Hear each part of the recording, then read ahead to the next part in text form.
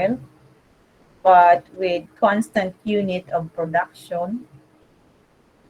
So what you will have is increasing price, increasing cost associated to transportation, and will price increase be enough for you to recover or to catch up with the increase in the transportation cost? Mga ganong uri. So I've heard from my brother who studied commerce that the most difficult subject that he had was cost accounting, and I think he failed that. No? He failed that subject when he was still in college. So, ibig sabihin, ganun kahigpit at hindi ganun kalinient ang mga professors before na kapag ka talagang hindi mo naintindihan, ibabagsak ka. And there was this professor also who is still connected with URS but now assumes the accounting office. Kalahati ng section, nung siya pa ang naghahawak, kalahati ng section ay bagsak sa subject niya. Walang awa. But if you're going to ask the students who failed, naintindihan nila si ma'am.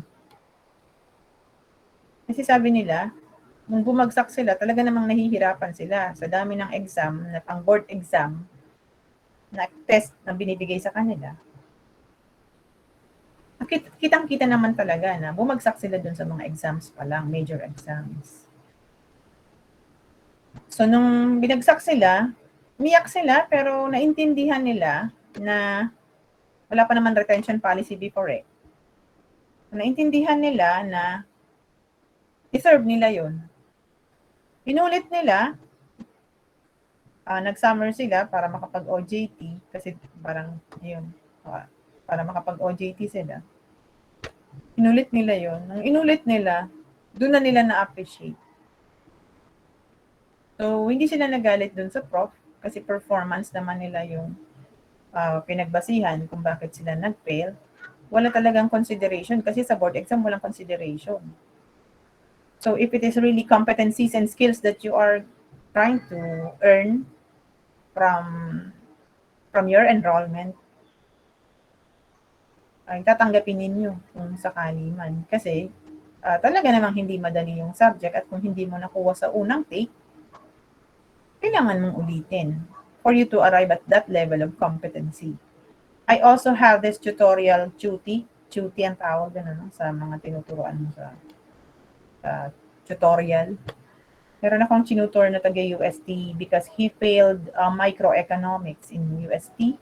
Pag ganun kahigpit, no, binabagsak.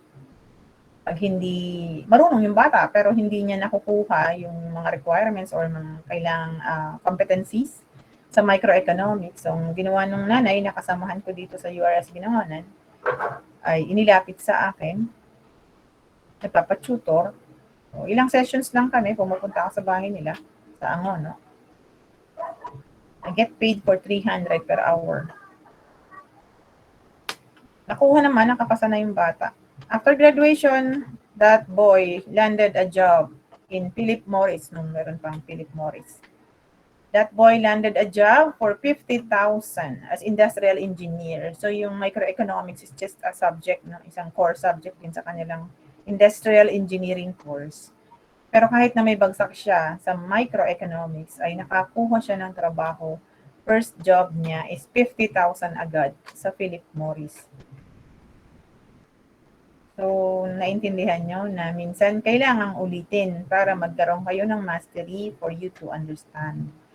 So today, kahit na kayo ay aking inatasan na magbasa ng mga modules at pinasagutan ko sa inyo ang mga self-assessment questions at nakita rin ninyo kung ano ang laman ng mga sagot, no, yung mga sagot doon sa self-assessment questions. If you did read, no, the module, and I do not expect you na nakuha nyo kaagad.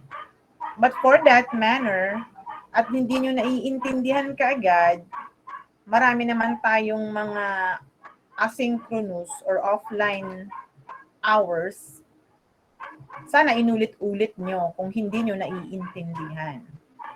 Ganun lang naman yung secret nun eh. Kasi kakaya yan ng movie na minsan 2 oras pa si movie or less than 2 hours yung movie na gustong-gusto mo, no? Kahit nakuha mo na nga yung message, nakuha mo na yung mga segment or scenes na talaga namang highlighted sa social media, so inabang-abangan mo din, then nagustuhan mo siya, inuulit mo pa rin. Di ba? So, nung inulit mo yung movie na yon, nandun pa rin si appreciation at mas naintindihan mo pa, nakabisado mo na even the dialogue. Sana ganun din ang approach ninyo sa learning. Kasi ako ganun din eh. Kahit sabihin pa na mataas ang wisdom and the level of comprehension ko, ay minsan sinasadya akong ulitin. So I just do away with things na hindi naman makakadagdag sa kailangan kong aralin, iniiwasan ko na lang siya at magfo-focus na lamang ako dun sa mga bagay na kailangan ko talagang maintindihan kasi hindi ko siya maintindihan. Again, another secret which allowed me to master the subject ay halimbawa, nung bumaba yung mga grades ko, nag-resign ako sa extracurricular activities. Dati akong vice president, pero hindi ako pinayagan, sabi, maglaylo ka muna kung kailangan mo. Kasi yung subject na managerial economics, napakahirap niyan sa amin bilang major subject. 5 ako nung prelim. Ganun din sa econometrics, ang hirap-hirap kasi may math at application. Hindi ko siya masundan, hindi ko siya maintindihan. So talagang, kung ano yung hindi ko naintindihan, binigyan ko siya ng emphasis. And it worked, no? The focus worked. So I'm just sharing it with you na sa dami ng oras ninyo na instead na magunguy-nguy tayo sa mga hindi magagandang bagay, I better read and try to, hasain ninyo, sharpen your mind as to the aspects that you will benefit in the long run. No, kapag kayo ay magaling sa economics, kayo po ay hahangaan sa inyong organization. That's the truth. No? Kasi everything is economics. So last Tuesday, we discussed about chapter 1, the nature of managerial economics.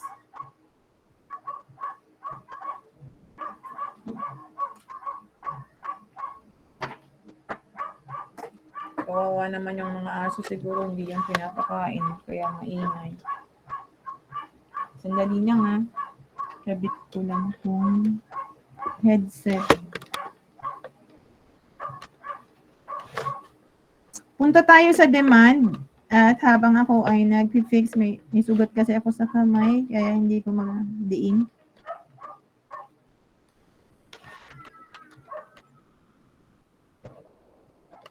Sandali, close ko muna yung aking camera.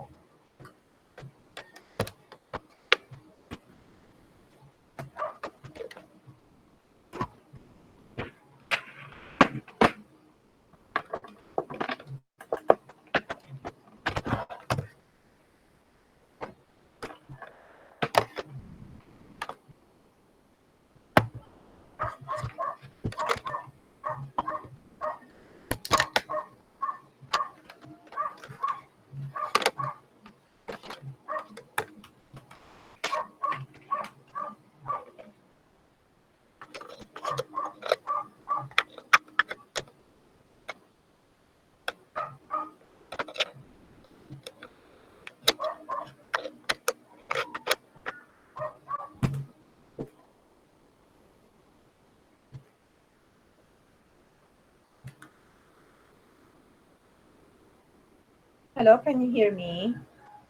Yes po, ma'am. Yeah, thank you. Ayan. So,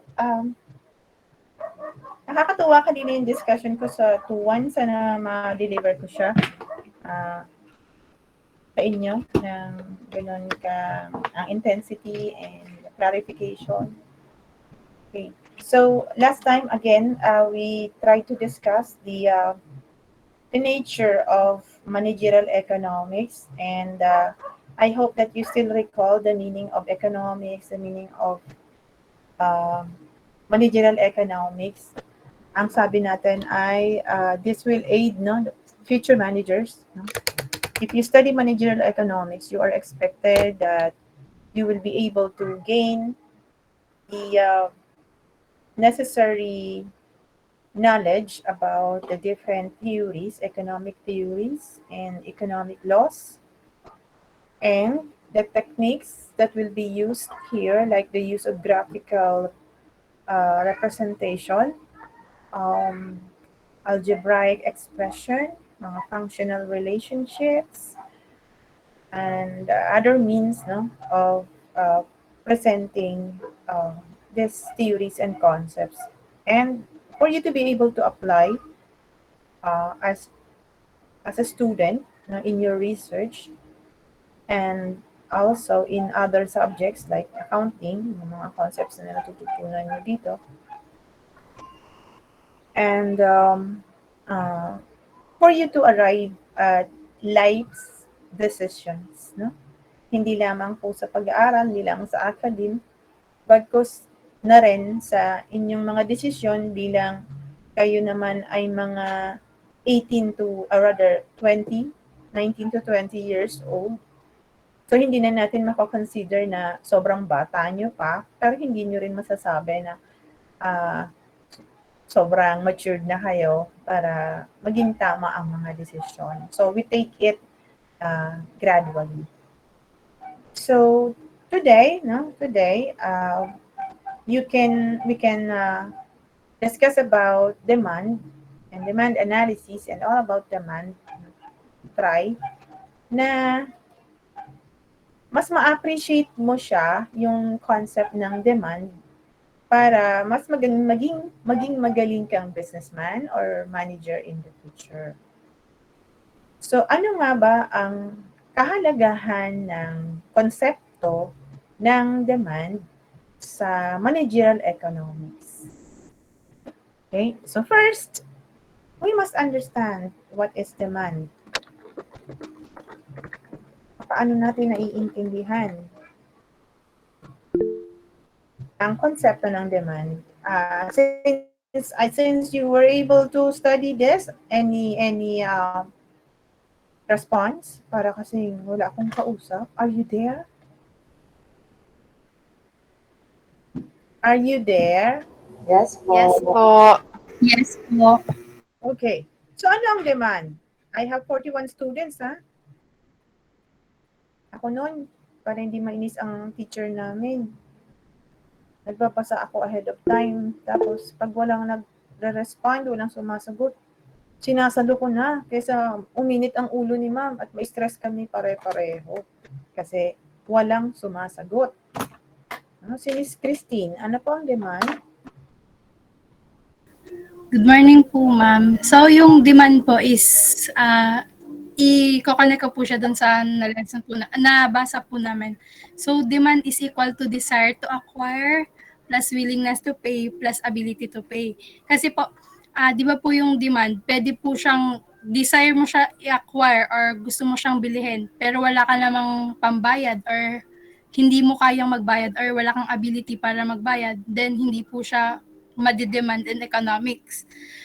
Kaya po yung meaning po ng demand for me is yung desire to acquire plus willingness to pay plus ability to pay po.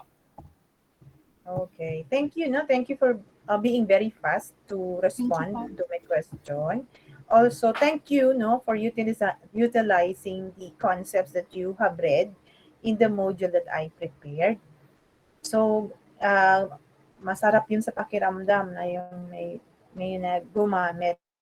Parang kang nagluto, may tumikim, at saka kahit pa paano, na-appreciate niya yung inihanda mo. Ganun lang naman din po sa teaching. Naghahain ako sa inyo ng mga lessons in different ways, na may module, may discussion tayo, may usapan tayo ng mga parang sa buhay-buhay, no? Pero isipin nyo din na posibleng yung mga usapan sa buhay-buhay ay appetizer, no? For you to be interested. And then later on, for you to get satisfaction doon sa aking inihahain. Hindi man siya pagkain, ito ay pagkain po ng kaisipan.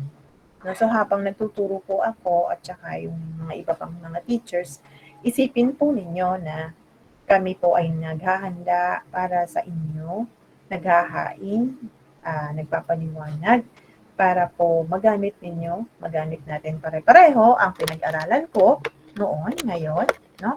Para sa ikabubuti din po ninyo at ikabubuti ng bansa, ng ekonomiya at ng bansa.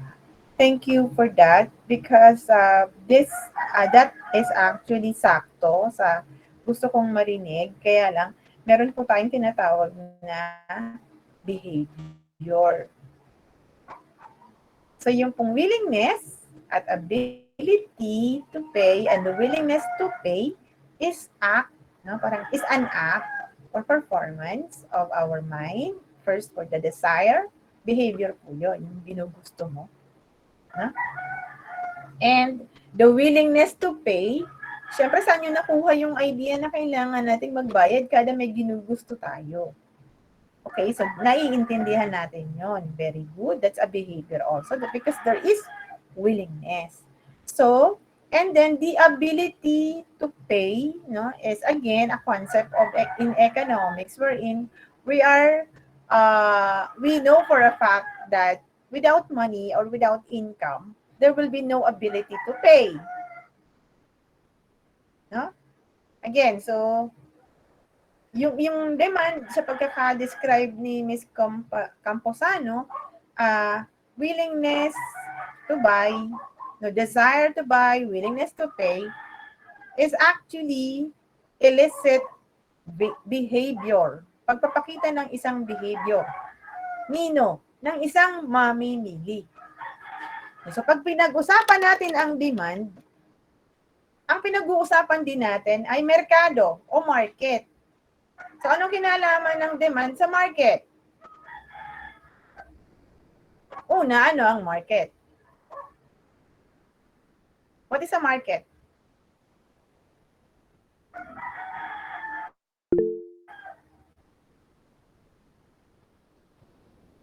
What is a market, mga anak? Yes, Miss Reyes.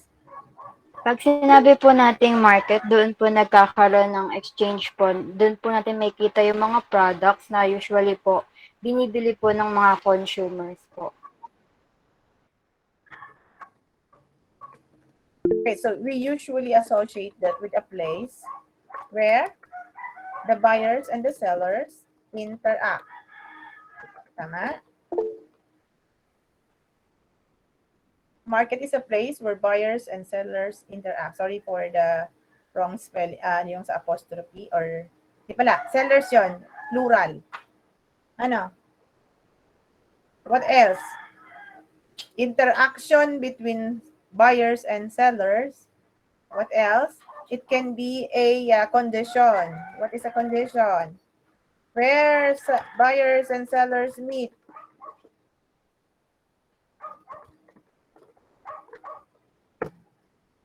O, pwede siyang online. Di ba? Sa Lazada, sa Shopee, sa Alibaba. So, that is online. Walang particular na place, pero yung internet natin nagagamit para makabili. No? Okay? So, thank you for that response, Miss. No? So, we could mean, it can be a place, yung public market, supermarket, mga tindahan, no? Matatawag natin siyang market, kung saan ay merong interaction between the buyer and the seller. Or it can be a condition also, where buyers and sellers meet without a specific location. Kasi sa online, no, yung isa, halimbawa, nasa Italy, yung buyer, yung isa naman nasa Philippines. So, through the internet, nagkakaroon sila ng transaction sa e-commerce. So, that can also be a online market. Okay? And another one, market can also pertain to people. To whom would you buy? Tawag dyan, target market. Oh, to whom would you sell? Target market. So market could also pertain to people who will buy from you. Okay, listen class, take note. Demand, no?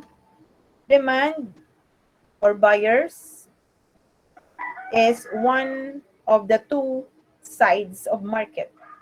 Again, demand, another concept that you should understand. Demand is one of the two sides of market. So, ang market, may dalawang side. The demand for the consumers or buyers and supply for the producers and sellers. Nakuha yon? Na-take down yung note? Yes po. Kailangan nating maintindihan yon na ang demand ay representation ng behavior ng buyers or ng consumers. Nagpapakita ito ng behavior. Paanong behavior? Ang meaning ng demand sa economics, the technical meaning of demand refers to the quantity, tama naman si Ms. Reyes, the quantity of goods and services that we purchase given the prices, time, and place. Oh, so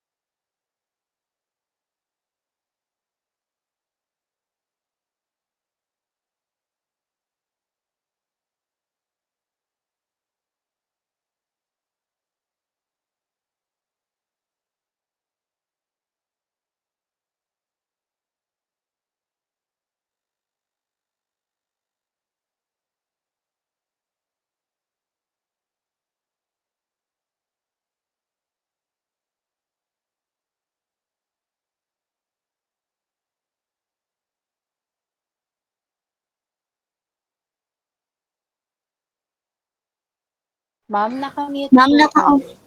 okay, thank you, thank you. Sorry for that. Again, ako sana hindi nawala.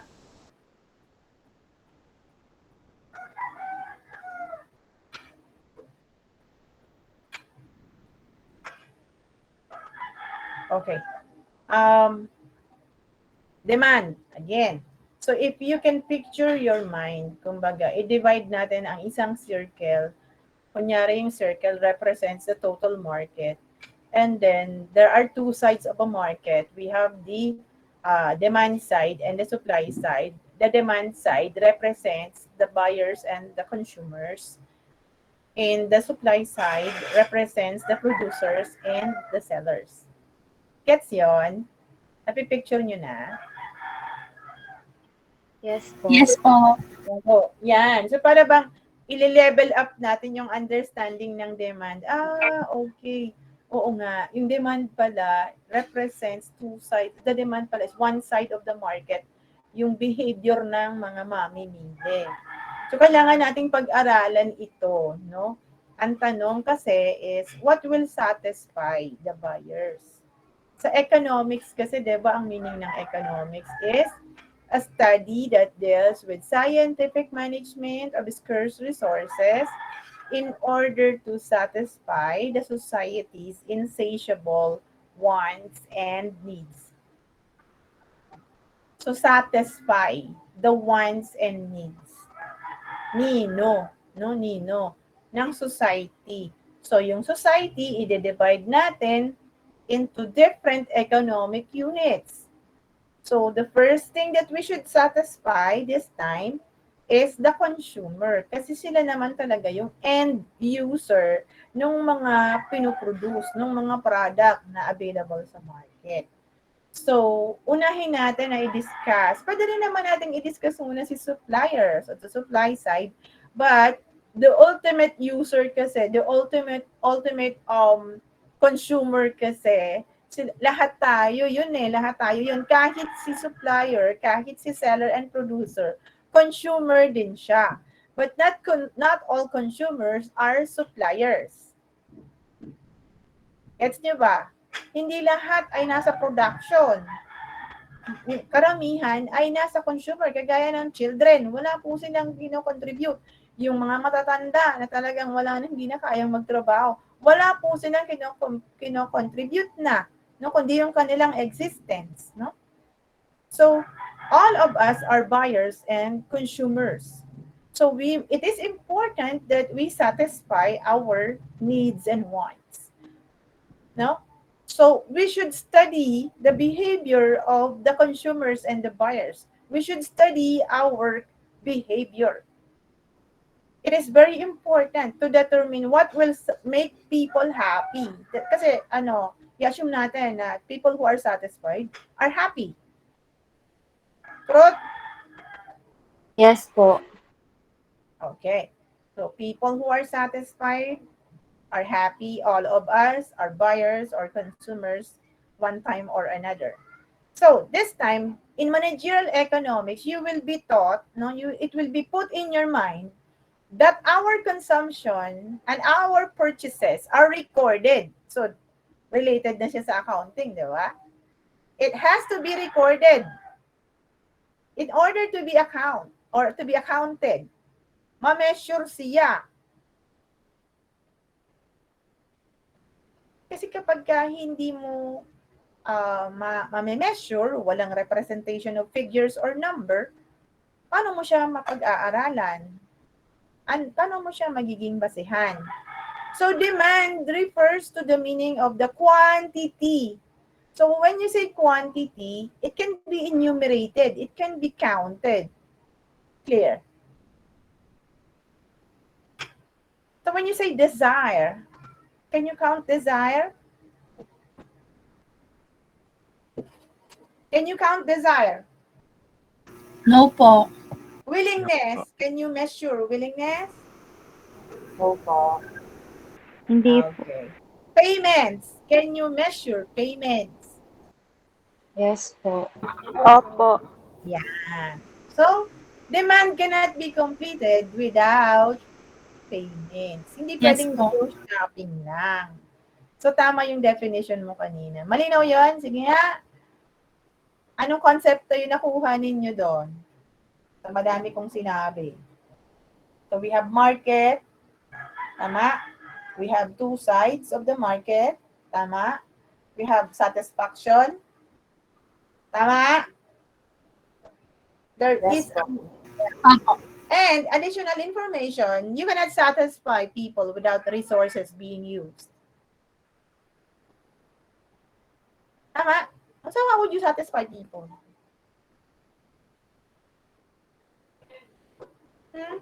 So we follow the Maslow's hierarchy of needs. Tama? Biological, physiological needs, blah, blah, blah. Okay? The social needs, blah, blah, blah. So even the social needs, you have the Facebook. Galing, di ba, ni Mark Zuckerberg. Paano niya naisip yung Facebook? How do you describe Facebook? Facebook is a social media platform, an application that caters to how people can communicate, relate to each other. I often tell my students, mga former students na nakakasalubong ko, kwentuhan ng konti. And then sasabihin ko, Uy, I do follow you. Kaya alam ko yung update mo sa buhay. Ganyan. So, huwag kayong mag-alala.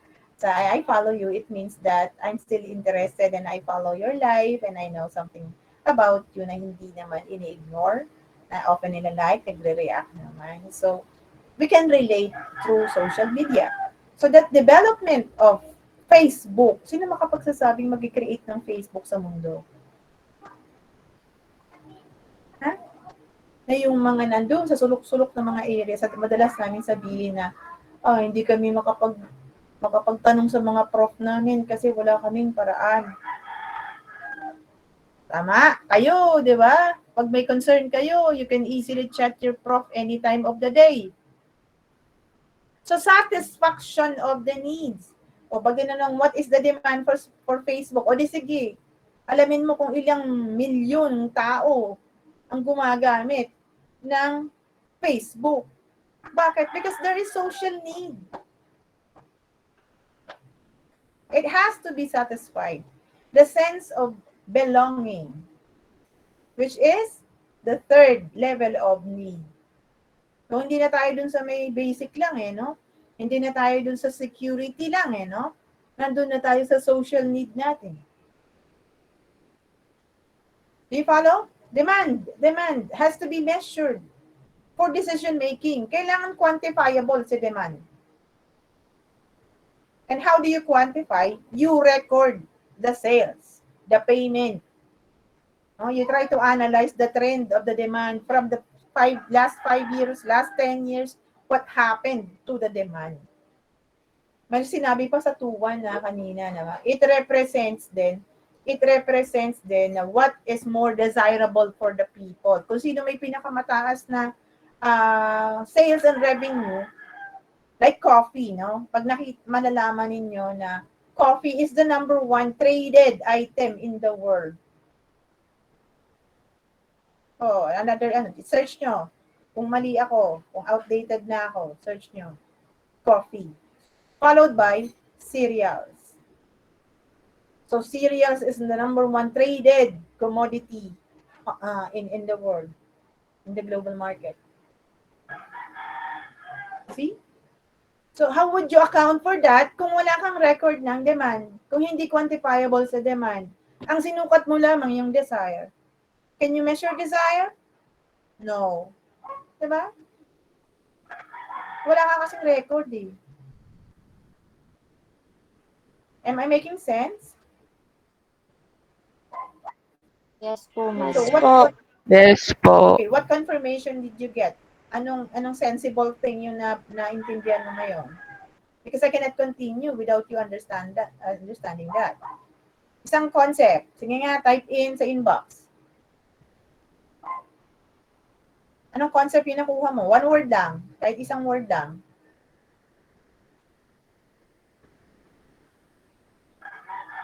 Class, you hear me? Type in a word that you were able to grasp from that discussion of demand. Yes. Tapos slow mo ito. Hello.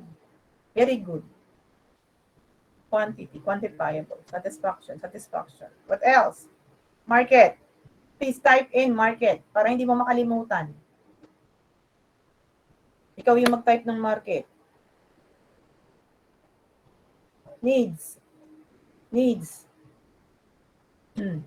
Scarcity. Sales. Revenue. Behavior. Naintindihan na.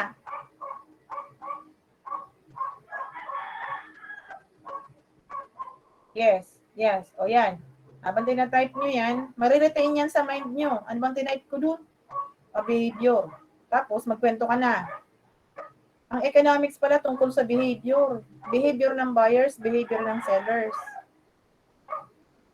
Ang behavior pala, manifested ng sales. Whether it is increasing or whether it is decreasing. Behavior. Ang behavior ng mga mamimili ay nakikita sa dami ng kanilang binibili at yung pag-unti ng pagbili.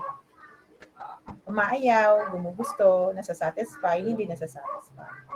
So pag bumababa na yung sales performance ninyo, ibig sabihin, meron na kayong dapat gawin. Kasi kumukonti na yung sales ninyo. Alamin nyo kung bakit. Naintindihan, managers? Yes po. Yes po. Okay. Yes po. Okay. So with you alone, no, let me just heighten the importance of listening, and also talagang importante yung nadidinig, no, coming from experts. So binasa nyo siya, wala siyang dating. So, ngayon, it gives meaning to what you have read. No? Kailangan pala quantified, nasusulat, recorded. So ito kasi ang basihan ng decision. So other things that you should learn about demand, okay? Ayan po, si demand curve. So, write down, ano ba kailangan kong sulat dito? O yung law of demand, alam nyo na yan, di ba? Behavioral din yan. Di ba? Po. Yes po. Okay, so meron tayong response and stimulus, stimulus and response. What is the stimulus? Price. Tama? The law of demand states the behavior of quantity demanded towards the stimulus price. The law of demand isolates, no? Ina-isolate niya yung kung anong relasyon meron ang quantity demanded sa presyo. So, law of demand is another concept that allows us to understand more about consumer behavior given prices. So this is the behavior. Ito. Tinatawag ito, itong table na to, demand schedule. Ulitin ko. So a demand schedule is a table representing the relationship that exists between price and quantity demanded. So this table is a demand schedule. A table, no, of the demand schedule shows us the relationship that exists between price and quantity. In this example, we have the oranges. So we have the price of 10. You see, the quantity demanded is 2 units of orange. Then 6 units, you see S units. So what is the behavior? It is from 2 to 10 increasing. The price is decreasing and quantity demanded is increasing. You already know this. Tama? Yes po. Okay, so you can see inverse relationship. Price is the independent variable, meaning it moves in its own way. It's not dependent on anything. It just changes from time to time. No? And this time, in the law of demand, it is the quantity demanded which is dependent on the behavior of the price. So parang as the price increases, what is the behavior of quantity demanded? It decreases, and vice versa. As the price increases, quantity demanded decreases. So there is an inverse relationship. So the conclusion itself of inverse relationship, alam niyo na kaagad kung anong magiging behavior ng quantity demanded with the price. But determine first which is the independent variable of who is moving first and who is following. Okay? The following doesn't necessarily mean the same trend, no? It can be an opposite trend because it was already stated that there was an inverse relationship. So that is the reason why the demand curve is a downward sloping curve. Okay? Because as the price increases, quantity demanded decreases. So what is quantity demanded? Ma'am, we're talking about demand. Why are we talking about quantity demanded? So let me differentiate what's the meaning of quantity demanded. So quantity demanded is a part of demand curve. This whole line is the demand curve. Quantity demanded shows us points. The line is the curve, demand curve. Quantity demanded are the points within the demand curve. Malinaw. quantity demanded are the points within the demand curve. Malinaw po ba? Yes Yes po, po. ma'am. O sige nga, recite nyo. Quantity demanded are the points within the demand curve. Sige nga. Points. Parang kinder eh. No? But you have to. Totoo yun yung mga ginagawa ng bata. You have to recite it. Kapag di mo masabi, ibig sabihin, hindi mo siya naiintindihan. So, hindi bakya. Na-recite mo sa mind mo kung ayaw mo. Nakabute ka naman, di ba? Quantity demanded represents the points within the demand curve. The demand curve is the line that represents the behavior of the buyers in response to the total picture of the behavior. Yung points against points pa lang, you cannot see the picture. Baka kasi lang yun, isolated case lang. Ganun ba talaga? But as you continue going through the demand curve, you will see that the pattern is really inverse relationship. So the demand curve helps us to appreciate the law of demand. Now, by looking at the curve, this states the law of demand. Manifestation siya. So we have the law, the statement, and we also have the graphical representation. So, saan ka pa? Parang hindi mo ito maintindihan. So, ganun po lagi. Pagka may graph, alamin mo kung ano yung statement tungkol dun sa mga elements or variables within the graph. Ano nga ba ang sinasabi tungkol dito? Ano, yung mga initial discussion tungkol dun sa graph, kahit anong graph iyon. Aralin mo muna yung law or statement bago mo siya totally maintindihan. So, that's the tool in economics. Do you follow? Kailangan alamin mo yung law. Ha? Nasusundan ba? Opo. Mm-hmm. Mahalaga po yung theories, concepts. That can also be true in your accounting theories and concepts. Bago ka makapaggawa ng financial statement o makapag-record, alamin mo muna yung mga principles tungkol dito sa mga accounts. Mga theory of accounts. Bago mo siya mailapat. Pwede ba yun? Nailapat mo agad? Pero hindi mo naintindihan yung theory, yung principles, dun sa mga accounts. Pwede ba yun? Pwede? Para kang robot lang. Pero even robot or program. Gets nyo? So, yung sinasabi ko sa inyo, hindi lang sa eco yan. Sa lahat yan ng subjects. Basahin mo muna yung concept bago mo maintindihan yung actual na application nito. See? Again, so we have the law of demand, and this graph is a drawing that tells you, intensifies the explanation or the statement itself. But the law of demand has its assumption. What is the assumption? Ceteris paribus or ceteri paribus. What is a ceteri paribus again?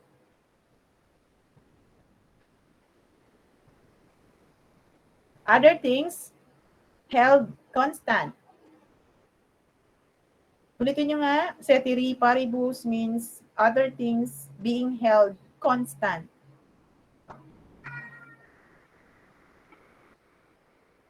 Assumption yun, ano eh? Assumption is a statement that's said to be true without proof. Assumption. So we assume it is true. That all other things constant. So ano sinasabi natin na all other things? So ito yon, no? So exemption to the law of demand, the given goods, the commodities which are used as status symbol, expectations regarding future prices, emergency, quality price relationship. So ipagbilagay na natin itong commodities which are used as status symbol. Cars, for example. So sometimes cars are being bought not because of its price but because of the status symbol. Gusto mong Gusto mo sa social media, yung flashing different achievements, ganyan, status symbol. So, bumili ka ng bagong bahay, bumili ka ng bagong gadget, nagpariban ka.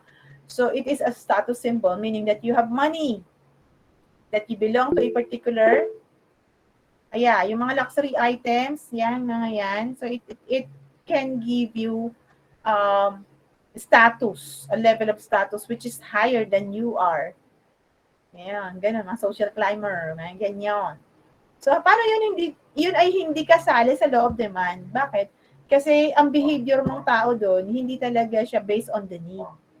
Because either is a particular purpose for buying that.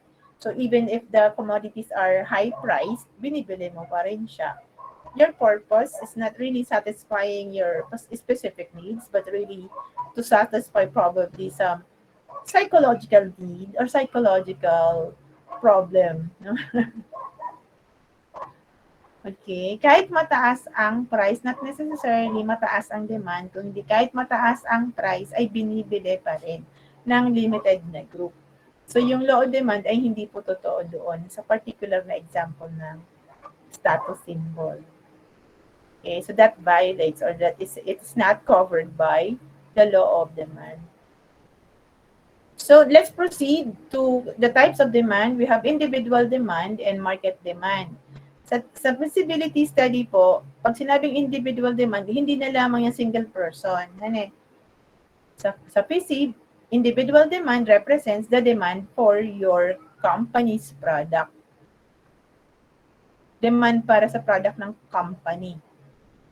Tapos, meron namang tinatawag na market demand. Ito naman yung summation. No? Para total all individual demand, it is called market demand. O summation. Ano nakukuha ba? Bibigyan ko kayo ng halimbawa, Globe. Globe is one of, say, 10 participants in telecommunication industry. So, Globe is a firm, while telecommunication is an industry. Globe is just one service provider ng telecommunication industry. Another example, say, in the convenience store. The convenience stores, we have Alphamart, we have 7-Eleven, Ministop, and those not so popular convenience stores. Okay tayo? So, yung kabuuang purchases o bilang na sinasummarize ng DTI, sinasummarize ng BPLO or ng mga taxes, halimbawa, industry computers, nagko-compute ng mga earnings, blah, blah, blah. So, binibilang nila kung ilan yung participants dun sa industry. So, an industry is composed of many companies or firms. So, that represents market demand. Their sales, yung kabuuan, pinag-combine, summation nila. Market demand yun. Okay? Pinagsama-sama. Sales ng lahat ng players or participants sa industry. Market demand. Yun namang individual demand, sales ng isa lang sa participant. Nasundan po ba? Yes po. Okay. Next po, the factors affecting demand. No?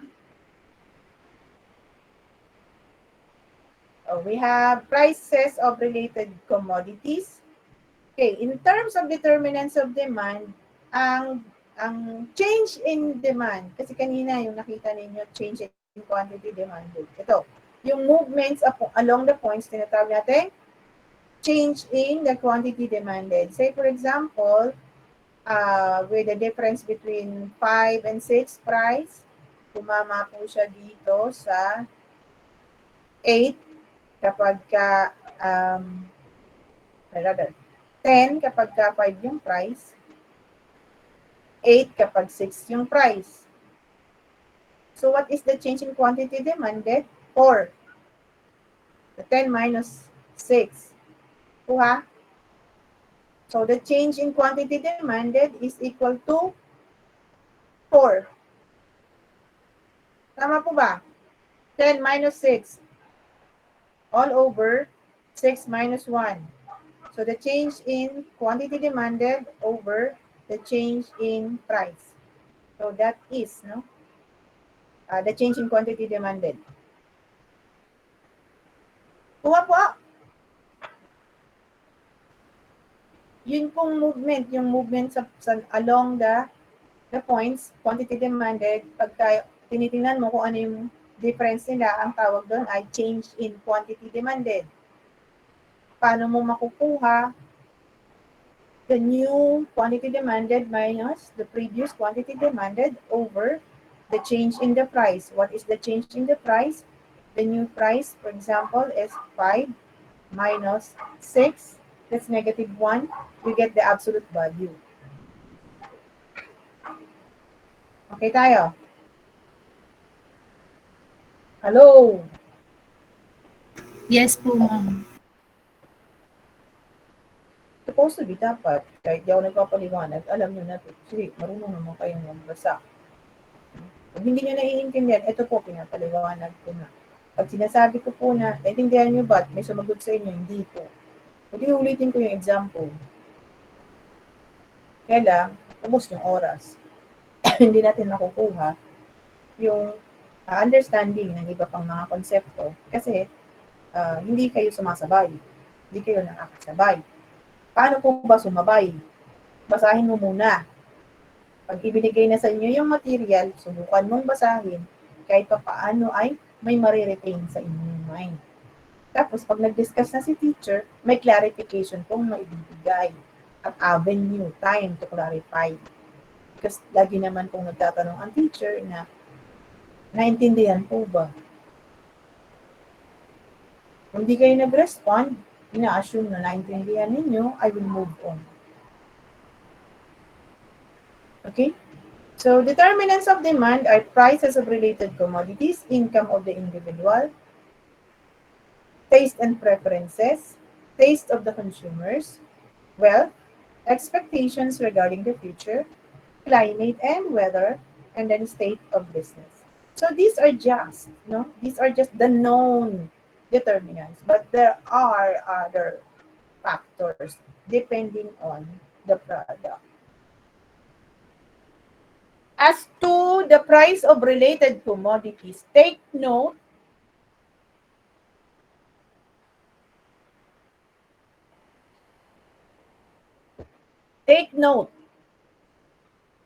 prices of related commodities. When I say take note, sulat. Yeah? Prices of related commodities. First and foremost, what are the related commodities? So classification of related commodities are substitute,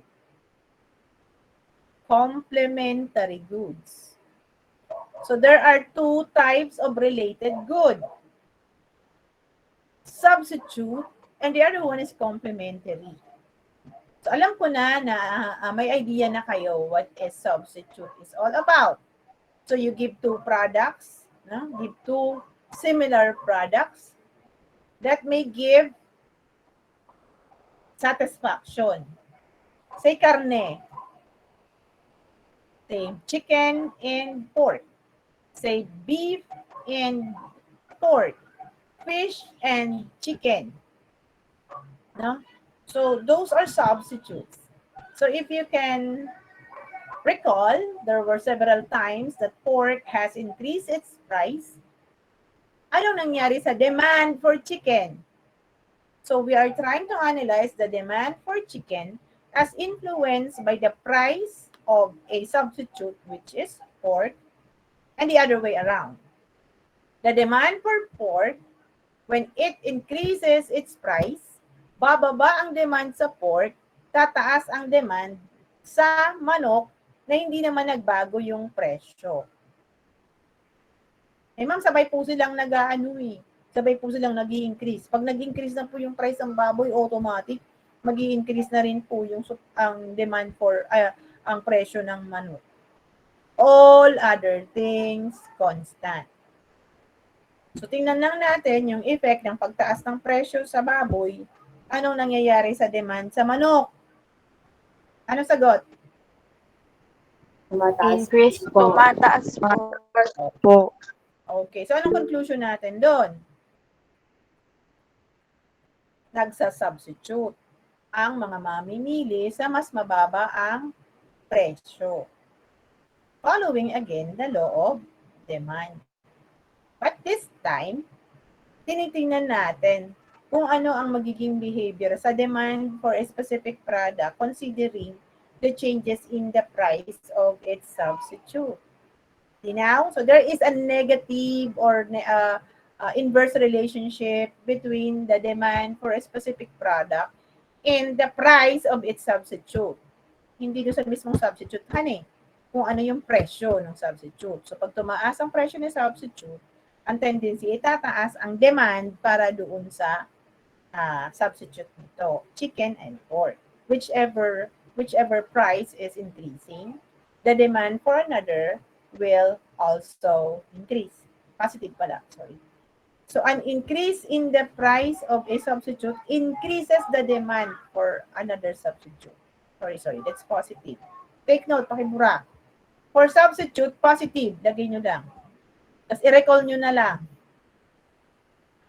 Pag tumaas yung presyo ni substitute, tataas ang demand dun sa kalaban niyang substitute. Okay po? Increase. Positive. Correction. Kamali si ma'am. Okay? Pag tumaas ang presyo ni baboy, tataas ang demand ni chicken. Pag bumaba ang presyo ng baboy, substitute sila, bumaba ang presyo ng baboy, bababa ang demand sa chicken. Because people tend to go back in buying pork kapag bumaba ang presyo ng baboy. Kasi nakakasawa din naman rin laging manok. Baka magkapakpak na tayo pag puro manok yung kinain. Okay, so another one, madali yung isa, complementary. Positive yun, yun ang positive. Yung isa negative kanina, substitute. Complementary is negative. Bakit? Pag bumaba yung presyo ng isang commodity na used as a complementary, ay tataas naman. Bumaba si ka-partner, tataas ang demand for the partner. Example, sa Globe may ino-offer silang free cellphone. O, di ba? Free. Di ba? Free? Pag free ang cellphone, bibili ang mga tao kasi free. Ay kukuha yung ng promo yung tao kasi free yung cellphone. Tapos, ano mangyayari? Pag may cellphone ka, you tend to have it loaded for your Wi-Fi access or for your chat and call services access. Di ba? Tama? So, bakit po mataas ang demand sa Globe free cellphone bundle with subscription of amounting from 300, dati meron 300, up to kung magkano yung pinakamataas sa Globe. See? Bakit marami nag-a-avail nun? Ano ang effect pagka na-free mo si cellphone, naka-bundle siya doon sa subscription mo monthly. So you are paying for your subscription sa load mo, but the cellphone unit is free. So free si cellphone unit, tataas ang demand sa subscription. Naintindihan? Paano tataas? Kasi kung hindi ka kumuha ng unit ng cellphone na yun, wala kang obligation doon sa company ng Globe. Kahit magkano lang ang i-load mo, wala silang pakialam sa'yo. Pero pag ikaw nag-enter ng contract, nakukuha ka ng free na cellphone, meron yung corresponding fixed amount of plus. Kapag nag-exceed ka doon sa iyong monthly subscription, madadagdagan pa ang babayaran mo. So, napipilitan kang magbayad ng fixed na could be higher than your usual usage or purchase of load. Committed ka na. Usually yan ay 24 to 30 months. So 30 months kang magbabayad ng iyong unit, hindi pala ng unit, ng subscription ninyo kasi nilibre yung unit. Nag-enjoy ka ng free Kaya tataas yung complementary good niya na load. Can you give another example? car and gasoline. Tama po ba? Mababa ang down payment ng mga cars. Anyone can avail. At dahil marami nag-avail sa mababang down payment ng cars, may uwi mo siya agad when you qualify. Sa dami ng sasakyan na nabili within a given period, tataas din ang demand sa tubig. Akala ko tubig eh. Sa gas. Okay. Ang gets na yung complimentary, sagot po kayo agad para nakakapagod. Yes po, ma'am. Opo. Opo. Maganda ba kwento ko? Naintindihan nyo, ano? Masaya ba? Opo. How do you feel? Level up? Wow, economista na ako. May naintindihan na ako. Substitute, ganun pala yun. Ano yun ulit? Negative, no? Tapos, complementary, positive. Nakasulat po ba? Nakakalito kasi minsan. Sinulat niyo? Yeah, good. Let's go to income of the individual. Salary, allowances, scholarship, transfer funds, yan, income, no? So, ano income? Flow, no? Flow. Usually fixed, tama? Tama po ba? Yes po. Opo. But there are cases that our income can be increased through promotion, incentives, additional allowances being given. So our income tends to increase. Hindi mo nyo pa alam? Tinatago ng magulang nyo? Pag may bonus, so that's additional income. Because bonus is also flow and regular. We have the mid-year and the year-end bonus. And we also have 14, 15, 16 month pay. So those are additional income. Kung nagbabago, tumataas, madalas. Bira naman yung bumababa. Pag bumababa, inflation yun. No? Bumababa yung capacity. The same amount, but smaller capacity. Sa inflation yun. Parang sa devaluation of peso, same number of, same amount written in the bill, pero lesser commodities to be purchased kasi bumababa yung capacity ng ating currency compared to dollars. So that means our money can buy less of imported goods. Okay?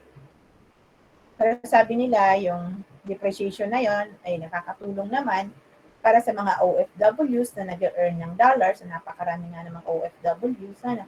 So, kapag nag-send sila ng pera dito sa Philippines, ay namumultiplied into as to the exchange rate that exists. So, doon naman daw mananalo ang Pilipinas. Kapag nagpadala ng pera na dolyar, ang mga OFWs ay mas malaki ang halaga ng kanilang earnings kapag pinadala dito sa Pilipinas. Okay, tapos yung mga nag-e-export, may palawanag ko lang, mga nag-e-export, nag-earn din yun ng dollars, kagaya ng mga OFW. If we keep on exporting products, the payment for that is dollars. So, kikita ulit ang Pilipinas sa pag-e-export. Lugi nga lang sa import. So, that's just the trivia. We focus on income. As to income, i-label natin ang ating mga binibili. Okay tayo? Lagyan natin ng label yung ating mga binibili. Okay? Essential items, kagaya ng bigas, asukal, mantika, no? As inferior good. Label natin as inferior good. Wala siya dito.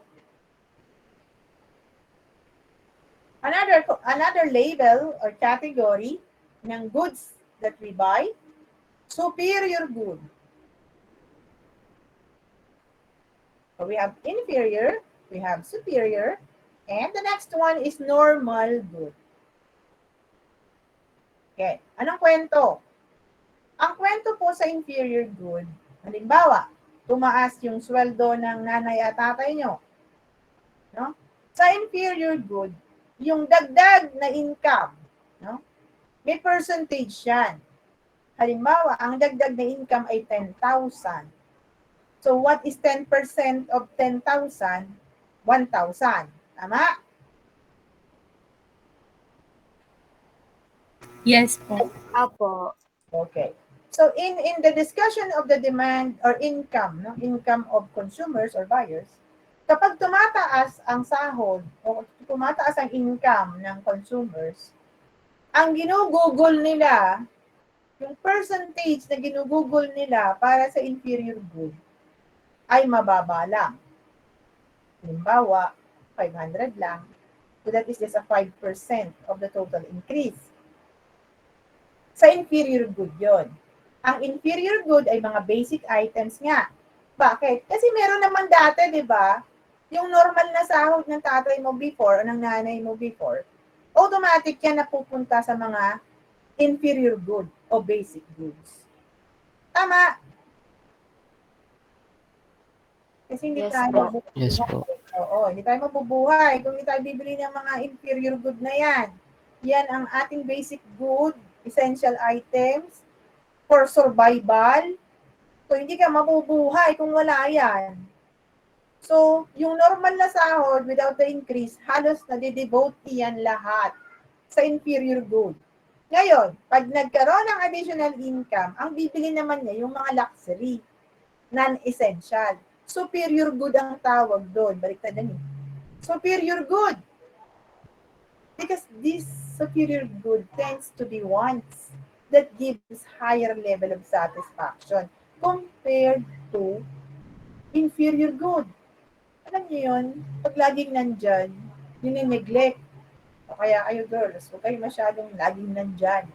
So, boys, try to be layo-layo ng konti. Hanap-hanapin ka niyan. Pag lagi kang nakatabi, lagi kang nakasunod, naku, sisipain ka niyan palayo. Ganon din yung sa girls. Yan ang tao. So, yung superior items or luxury items that are wanted, really wanted, mas mataas po yung percentage ng additional income. Tandaan nyo percentage of additional income devoted for superior good is higher than the inferior good. O yun, serve pa. Ulit rewind, kotse, bagong cellphone, bagong damit, bagong sapatos, mamahaling sapatos, travel. Those things that you cannot afford simply because your income is not enough to afford for you to afford. So once magkaroon ng dagdag, ang unang pagbibigyan ng mas malaking portion ng additional income, since yung regular income mo naman ay dati mo nang ini-spend sa inferior, mas bibigyan mo ng budget, mas malaking budget dun sa increase mo yung superior good, those luxury items. I hope that it's clear. Okay? And there is the normal good. So pag sinabing normal, kung magkano lang yung ini-spend mo doon sa nung panahon na wala kang sahod, ganun din yung percentage na ginagastos mo doon sa normal good. So just buy additional. Nasa kapareho lang halos yung percentage na dinedevote mo even before your additional income came. So again, natututo kayo, superior, inferior, at saka normal. I hope that you do take down notes. Taste and preferences. So taste and preferences of consumers in favor of commodity results in smaller demand for the commodity. Modern business firms which sell products with different brand names rely a great deal on influencing taste and preferences of household in favor of products with the help of advertisement. Halos pareho sila ng taste of the consumers. So we talk about culture, quality, ganyan, ano?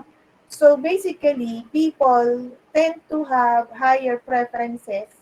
So tumataas ang level ng preferences ng tao depende sa quality ng product at ng brand.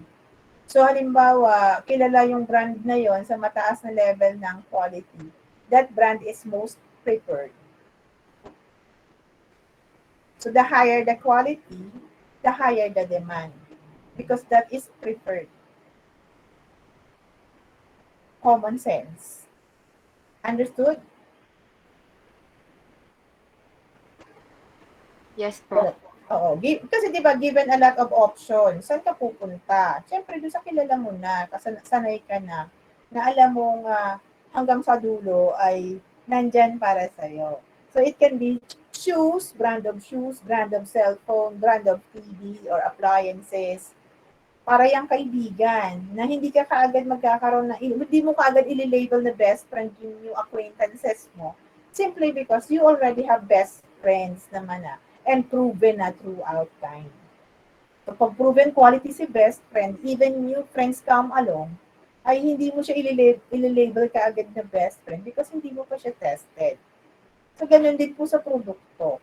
So our preference tends to be higher in terms of those brands with high quality because we already have proven those brands. So taste and preferences. And taste and preferences can also be influenced by culture and religion. Say for example, no matter gaano man ka sarap ang dinuguan na binebenta dun sa kanto, kung ikaw ay iglesia ni Cristo, di ba ipinagbabawal yun? At saka iba pang mga religion na hindi ko nag-consider na banal o hindi po parang makasalanan kapag kumain ng pagkain na may dugo kasi may statement po sa Bible na ang dugo ay tunay. So, ganun, no? So, minsan, meron akong nakasama sa isang training, hindi siya kumakain ng mga seafoods, yung mga pusit, hindi siya kumain ng hipon, ganyan. So, di ba mas mahal yun kasi rare. Itong aking kataklesahan, hindi ko naisip na meron pa ng mga ibang religion na hindi ko makain nun. Hindi dahil sa hindi masarap, bagkus ay tinanong ako, ano bang kinakain ng pusit? Ano bang kinakain ng hipon? Di ba yan ay mga naglilinis ng dagat? So, ano nasa loob ng hipon? Ano nasa loob ng pusit? Dumi ng dagat. Kung kumain ka ng marumi ka na. So, I respect that. Totoo naman. Somehow. Tapos baboy, sabi nila. What you eat is what you are. Kapag baboy ng baboy ang kinakain mo, ano bang attitude ng baboy? Wala. Silbi lang niya, pagkain. Dumi siya ng dumi, kumakain siya ng dumi, kahit kanin baboy, lasa, humihiga rin siya sa kanyang dumi, bla bla bla, and kinakain ng tao yon. Pag nilipchon, gusto pa yung balat, di ba? Yung mga na-expose ng ganyan. So, there are people who are not eating pork. Kasi nga daw, madumi. Culture, religion. So, if you are going to sell a product, na bawal dun sa isang lugar, or hindi kailangan dun sa isang lugar, what do you expect of its demand?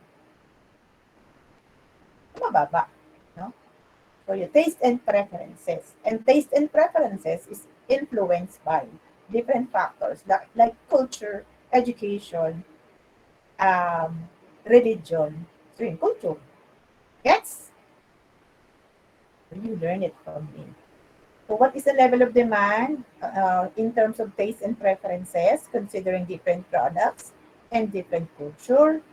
So kagaya ng McDonald's, hindi sila pwedeng gumamit ng beef sa India. Aware? So McDonald's, nung nagtayo sila ng tindahan, ng store sa India, ay sinubstitute po nila yung kanilang beef. Ang ginamit nila ay Newton. Karne ng lamb. Okay po? Trivia ulit.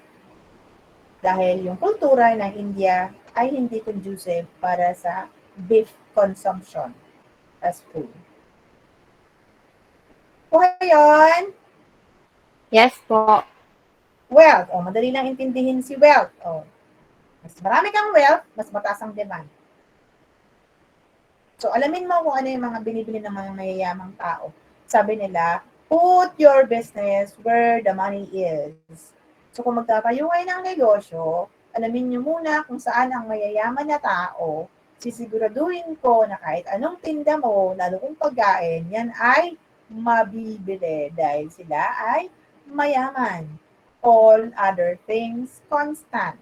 Kahit pa yan ay turon, kahit pa yan ay quick-quick, pumesto ka sa Dasmariñas Village, pumesto ka sa Forbes Park, sa BF Parañaque, ayun, punta ka doon. Kahit na maliit lang yan na show my house, Sisiguraduhin ko sa'yo, mabenta. Yun nga lang, mataas ang iyong magiging upa. Pero pag put your business where the money is, sisiguraduhin ko sa inyo, nakikita yan. Okay? Price expectations or expectations regarding the future. Okay? So if you believe that the price of oil or gasoline will increase tomorrow, the demand will increase today. Gets? Negative yun, ano? Tataas ang presyo bukas. Ay, rather, positive na naman pala. Tataas ang presyo bukas, tataas ang demand today. Ulit, pag inaasahan or if the price is expected to rise tomorrow, the demand today will also increase or rise. Positive. Price expectations. If there will be price increase today, demand will be high today. Or rather, tomorrow, if the price will increase tomorrow, the demand for the commodity will increase today. If the price of commodities will decrease tomorrow, people will not buy, so the demand for today will also decrease. So we have tomorrow and today. Tomorrow and today. What will happen tomorrow will influence the demand today. Tama po? Yes, ma'am. Yes po. Yes po. So, ano nga yan? Positive ba na eh? Positive ba na eh? The same flow. Price expectation, increase, ay arrow, ganyan. Tapos, comma. So, there'll be increase in the demand for today. Okay. Climate and weather. If there is a favorable weather, there'll be more supply of commodities. People will buy more. If it is raining, do not expect that there'll be high sales because minsan natutulog na lang yung tao, kulang yung consumption. Yung iba naman habang umuulan, masarap kumain kung may kakainin. Pero pag wala, tamad na rin lumabas kasi risky, di ba? Maraming aksidenteng nangyayari kapag umuulan at baka ikaw pa ay magkasakit. So climate and weather, so if there's rain, demand will be low. So positive when it comes to rain, that is increase, no? So demand will be less. Now if it depends on the product then, no? So climate, cold climate, mataas ang demand for warming products. Okay? Pagka mainit yung climate or weather, there'll be high demand for cold products. Tama? Ice cream, water, soft drinks, mga cooler clothes, air conditioners, electric fans, so on and so forth. Okay po? And then state of business can be normal condition. Okay? It can be boom, pinakamataas na level ng, or peak. And the economy is at peak. Pag sinabi the economy is at peak, maganda ang situation ng economy. Nasa taas ang economy, mataas ang GNP. Masaya ang mga tao, no? Ang daming production, ang daming nagbe-business, masaya. The opposite of that is depression. Economic recession and depression. The prolonged recession, meaning recession is at long time na, long term na. Depression na ang tawag doon. You got that? Okay. Again, category of the business. We have normal condition. Yung normal lang. Hindi tayo normal ngayon, di ba? Di ba? Hindi normal business ngayon, di ba? Pandemic. Yes po. Opo. Opo. Oo. Kaya tinatawag tayo ngayon na new normal. Panibagong normal. Pero hindi siya normal. Okay? Then we have new normal, whatever behavior is expected from us. So new normal has its own characteristics. We also have boom. When the economy is at peak, Christmas season, the economy is at boom. Okay? Kung kailan maraming pera yung tao, the economy is at boom. Okay? Maraming produkto, maraming pera, that is boom. Tapos meron din tayong tinatawag na recession kung saan yung mga business people ayaw magnegosyo, recession ang tawag doon. Pag mas malala yung recession, tinatawag siyang depression. Paghirap talaga. Depression nga depression. So the measurement for that is GNP is at down sliding line. Pababa. Pag depression. Ang economy kapag pataas, GNP is upward sloping. Okay? Kung graphical ang kapakita. Okay? So, demand function, ano ito? Nakakalito ba? So, hindi siya nakakalito kung babasahin mo siya ng ganyan. So, the demand for QX is a function of price of X and other, A, advertising for X, and design style for X. So, parang pag binasa mo ito, yung determinants of demand, mababasa mo din yan. Income, ayan, taste and preferences, expectations on the future prices, price of related good, advertising ulit, design, and ulit pala, no? So, design of other products ito, tapos design of product itself. Yun. Kuha? So, napansin ninyo na itong value ng QX ay dependent dito sa values or sa behavior ng mga determinants. Kuha?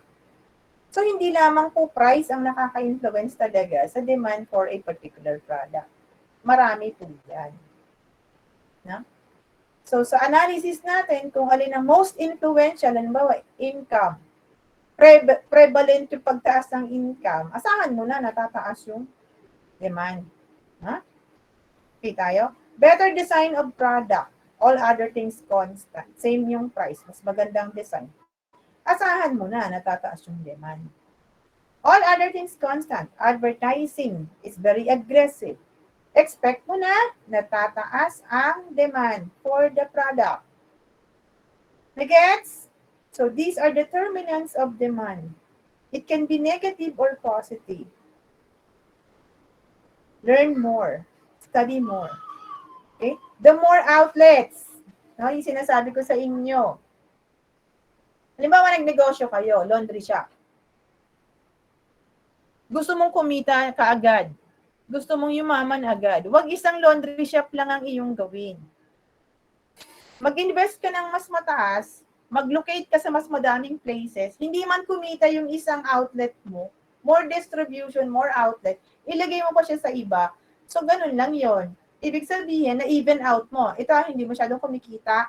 Ito, kumikita. Ito, mas malaking kita. So, yung mas malaking kita, kahit na mas mababa yung kita dito sa una, ay ma-outpour po yung kita nung mas malaki doon sa maliit. Kaya makikita niya sa Jollibee, hindi pare-pareho yung mga income ng branches niyan. Depende po kasi yun doon sa demographics ng mga tao. So, income ng mga tao, taste and preference ng mga tao, competition, so on and so forth. So, yung sales ng Jollibee per branch is not the same because it is influenced by the different determinants or factors. So, that's the way it is. And then, try to study elasticity. Ang ganda-ganda ng concept ng elasticity, but it's already 12 noon. Let me have 5 minutes.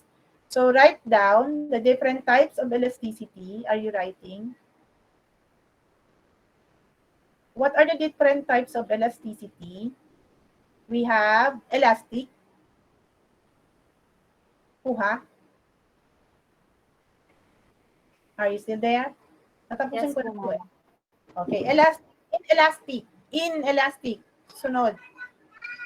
Types of elasticity. And then, perfectly elastic. And then, perfectly inelastic.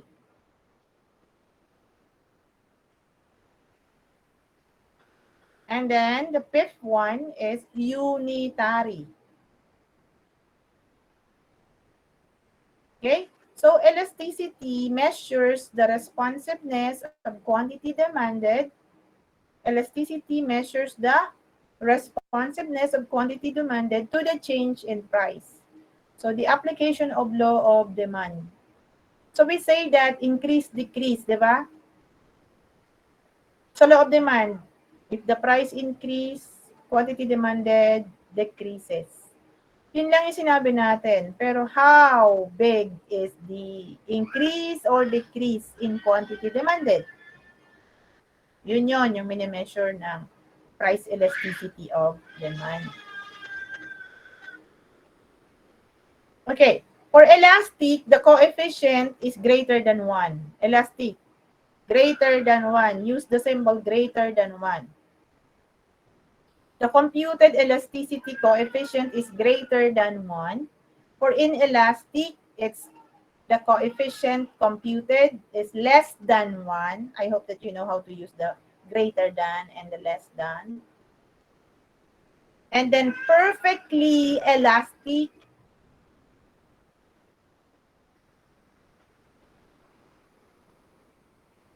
price is 0. Infinity sign. Perfectly elastic, infinity sign.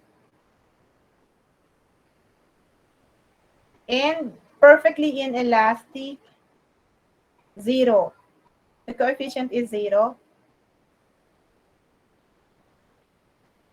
And unitary elastic is 1. Kaya ang unit eh. When you say unit, 1. Unitary, 1. So, yan po yung guide. And if you want to learn more about elasticity, there are videos short videos for you to learn from it. So if you are interested, my class, I will be ending our session today. And I hope that you did learn.